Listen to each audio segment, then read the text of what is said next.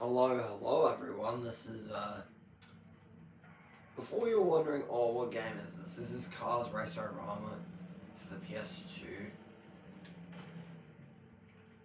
This is the only game I have which was developed by one of the 5 main studios, and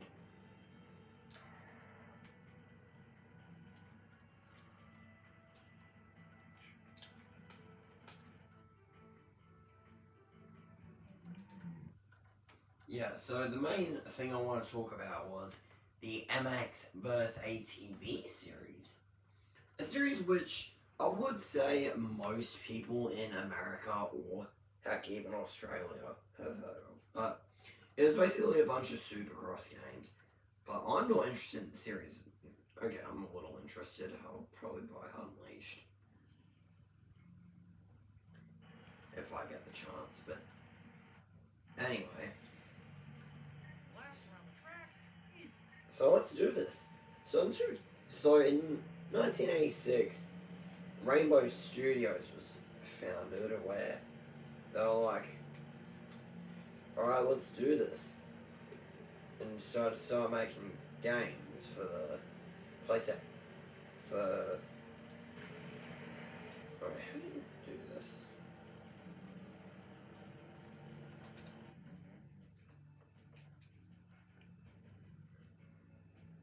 There we go.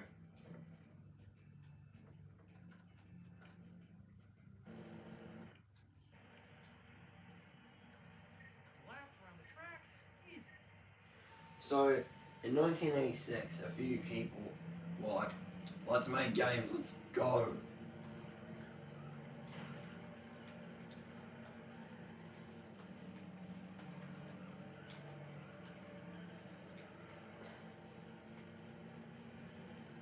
So, we'll make games. Then, 1993, Funcom was founded.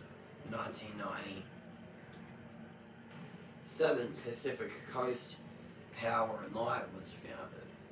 Then, later renamed to Locomotive Games when being bought out by THQ in 2006, I believe. Pixel Planet was formed in 1998. Renamed Climax Brighton in 1999, I believe. Then shut down in 2011 after being bought out by Disney. And guess what? It links back to that 50 Cent video, because people from BlackRock, which was what Climax Brighton were merged into, became like that studio and worked on the Forza series. So, that's the funniest shit. So, Pacific Coast got shut down in 2009. For those who are, like the 3 people who are genuinely curious. Wait, hold up. Oh, I just hit the... Wait! Oh, that did not work out.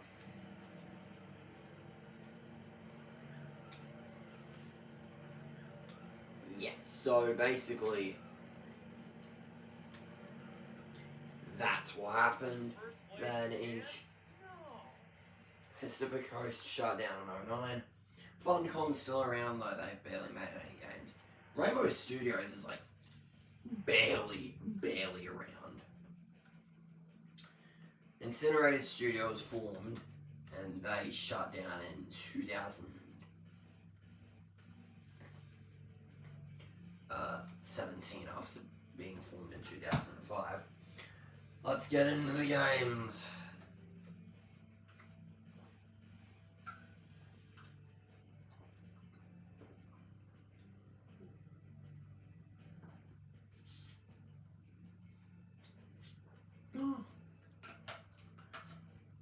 So, in 1999, Championship Motocross released. Then 2000 PS2 releases.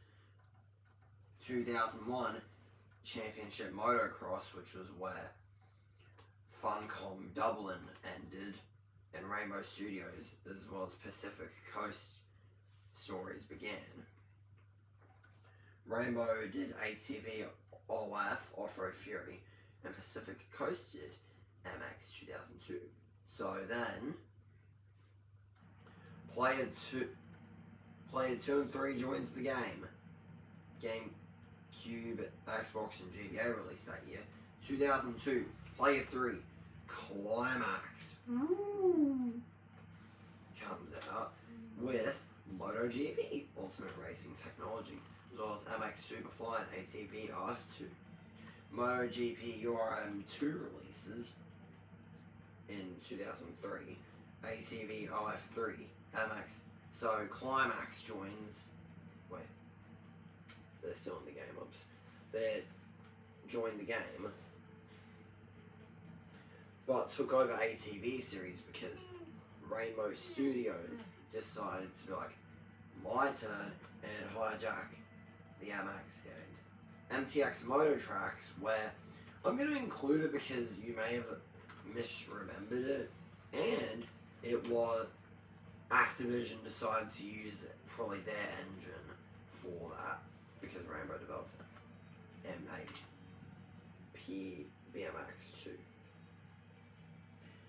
The PSP and DS also released. Lux vs M8 ATV Unleashed, killing off the Off-Road Fury series after, 2 successful entry. 3, actually. The Xbox 360 releases, and MotoGP URM 3 comes out for the Xbox. So Climax is still in. Incinerator mainly made the ports, so guess what releases? ATV i4 by Climax, Cars 1 by Rainbow Studios, MotoGP 06 by Climax, and the PS3 and Wii release. 2007, Made a National, developed by Incinerator and Rainbow, Rainbow if you will, releases. MotoGP 07 by Climax, and MX vs ATV Untamed by Rainbow, but Incinerator did the PS2 port. Yeah. 2008, Pure, developed by BlackRock Studio and published by Disney, who published the Cars game. Wait, hold up.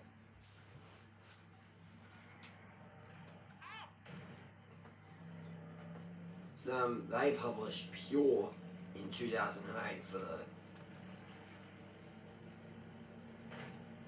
current generation of consoles. Then in 2009, Rainbow's like back at it again. What the bro, the frame rate tanks in this era. So the 2009 Rainbow cooks up MX vs ATV, and Incinerator cooks up Cars Race-O-Rama, the game I'm playing right now, for instance. Then in 2010, split second releases by former Climax by BlackRock. Then in 2011, MX vs ATV 11 releases. This was at that point where people weren't getting excited for the series, and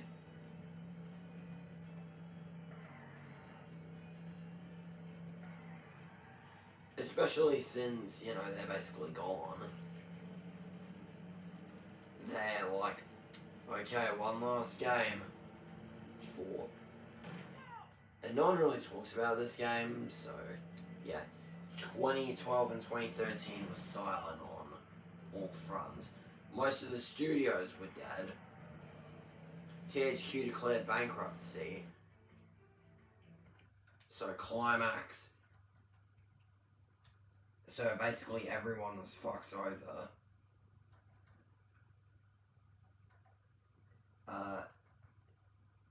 2014, Rainbow's like, one last game.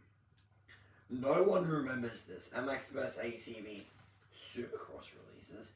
Then in 2015, Supercross Encore releases, which is basically like DLC,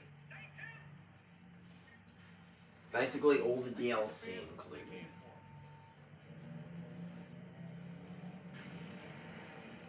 Well, I can presume. Maybe some bonus content. What the fuck? There we go. Show your raid ass up. Anyway, This is ours, people. Like this. Show them how it's done here. anyway, back to that.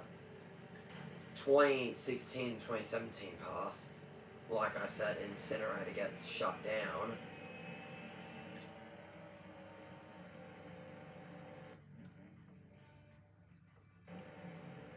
So they're like, God damn it. So in 2018, Rainbow's like, we're back with MX vs ATV All Out, which really didn't feel that massive. I think if you grew up with the MX games, you're like, no way, it's back. That in 2022, MX vs ATV Legends releases for most current platforms, and I had a few friends that own this game since they were like really huge into motocross. That's really it. Like I missed all. Like that's about it. So yeah, originally I was gonna do this all based off of memory, but my guess was that Sony wasn't too mad when the developers switched, because they were like, well, they worked for Xbox, they might as well work for us.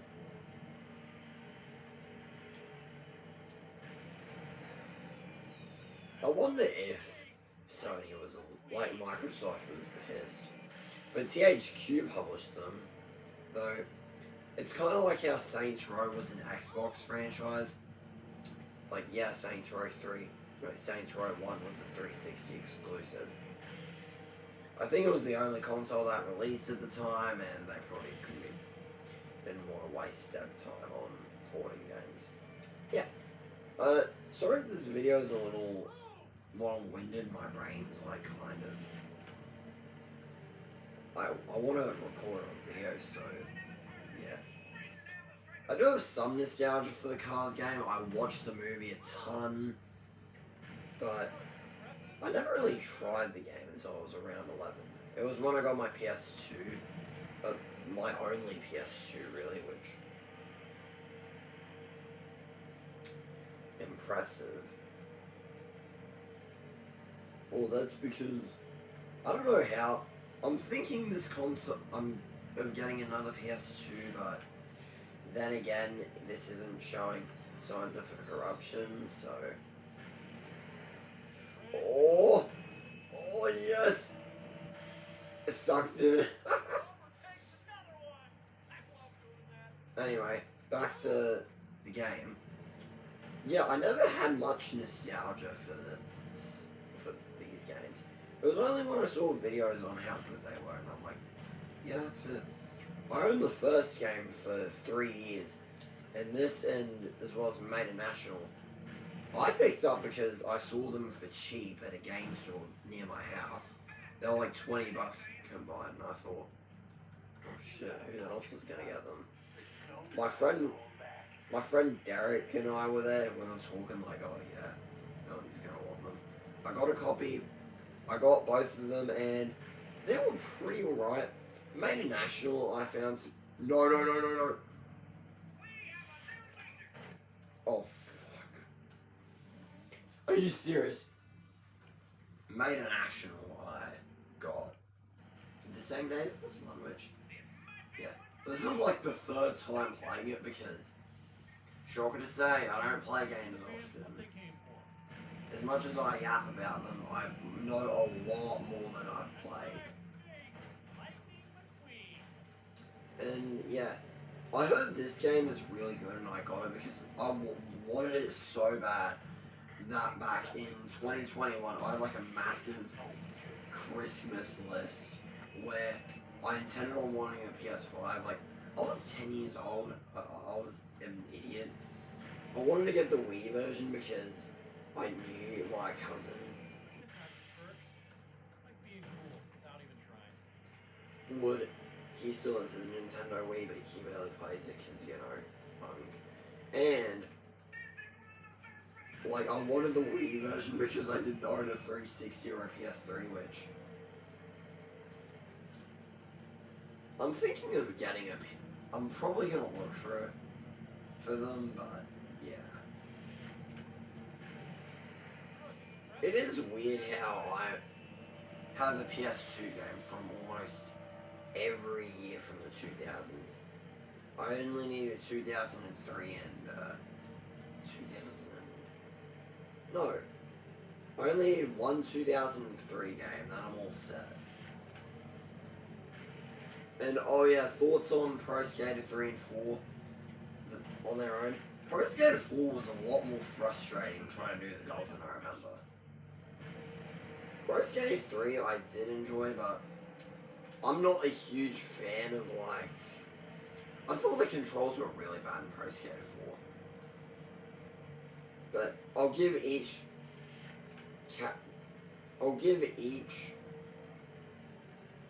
character a go. Or well, no. I'll give each game 30 minutes of screen. 30 minutes each. 30 minutes of playtime, I meant, each. Then I'll play, instead of maining Tony, I'll main Rodney Mullen. Not Bob Burnquist, because he was in X Games, skateboarding or whatever. Like, one of the only games to feature Linkin Park in its soundtrack.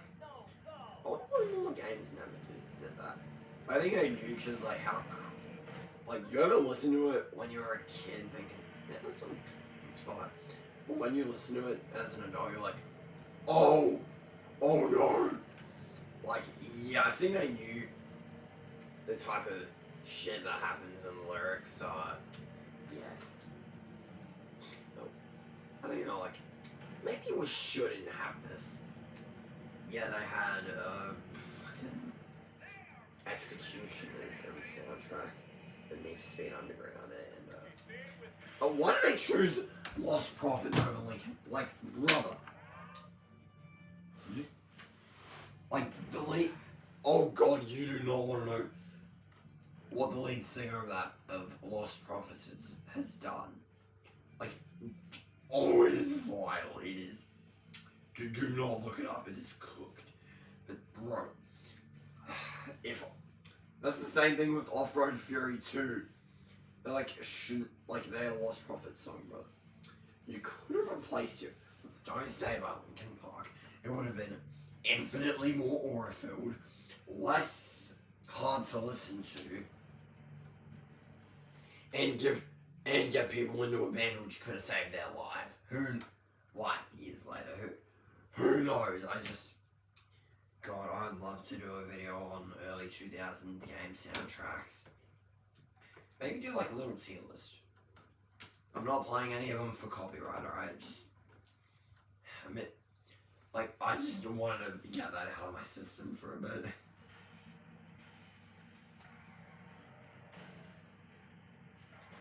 But oh yeah, do not look up what the Lost Prophets lead singer has done.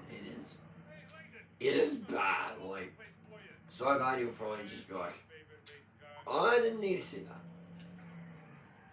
Actually. Yeah. See you next week, my fellow mutants.